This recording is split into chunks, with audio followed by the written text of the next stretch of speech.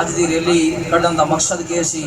مقصد یہ سی سویڈن اندر قرآن کریم دی بے حرمتی کی گئی، قرآن کریم کو جلایا گیا۔ ہو سکتا کچھ دوستوں کو پتہ ہوئے، ہو سکتا کچھ دوستوں کو نہ بھی پتہ ہوئے، بلکہ سوشل میڈیا تے آ چکے ہیں، دوست صاحب آپ دیکھ چکے نے کہ جڑے حضور دے غلام نے وہ اے برداشت نہیں کر سکتے۔ ایک دو سوال بنگلہ یتیم والدی عوام الناس سے نال بھی نے، تسی جناب اقتدار چ لیان والیاں نو اقتدار چ لیاندا، تھوڑے ووٹ دے ذریعے اقتدار چاہے تسی ووٹ دے کے انہوں نے اگے لیاندا، دسو جنہاں نو تسی ووٹ دیتا جو تانوں میدان عمل وچ نظر آ رہے نے، جنہاں نو تسی ووٹ دیتا او میدان عمل وچ نظر آ رہے نے۔ میدان عمل وچ کون کھڑا ہے تے کس واسطے کھڑا ہے؟ ہن عوام الناس نو اکھاں کھولنیاں چاہیدیاں، عوام الناس نو بیدار ہونا چاہیدا، اور جڑے تواڈے ووٹ دے حقدار نے ووٹ انہاں تک پہنچنا چاہیدا ہے۔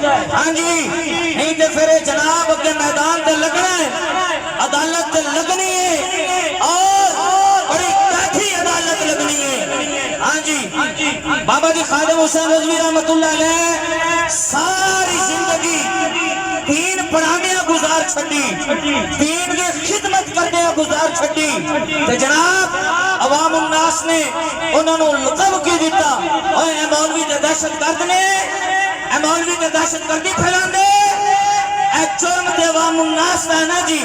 انہاں کہتے خود قرآن پڑھن پڑھانا لے انہوں دہشت گرد کہندے نے، انہاں قرآن دی کی حفاظت کرنی ہے، اس واسطے تو انہاں قرآن کو جلایا، اس واسطے تو انہوں نے قرآن دی توہین کی تھی۔ بھئی یہ قرآن پڑھن والے انہوں خود دہشت گرد کہندے نے۔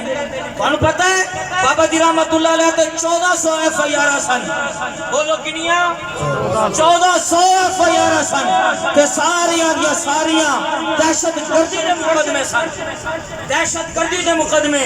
جدو قرآن پڑھن والے انہوں میرے کریم آقا علیہ السلام فرمان خیرکم من تعلم القرآن وعلمہ، تم میں سے بہترین شخص وہ ہے جو قرآن سیکھے اور دوسروں کو سکھائے۔ دنیا کا کتا کبھی مولوی دہشت گرد نے، قرآن پڑھان والے دہشت گرد نے، کل رسول اللہ دی منی جائے گی، کسی دنیا دار دی نہیں منی جائے گی۔ آج ساڑھے کل وقت ہے، آج ساڑھے کل ٹائم ہے، اسی جناب تحریک لبیک پاکستان دے پلیٹ فارم تے اکٹھے ہو جائیں گے، اس پلیٹ فارم دے دامن دے نال اپنی وابستگیاں اختیار کریے۔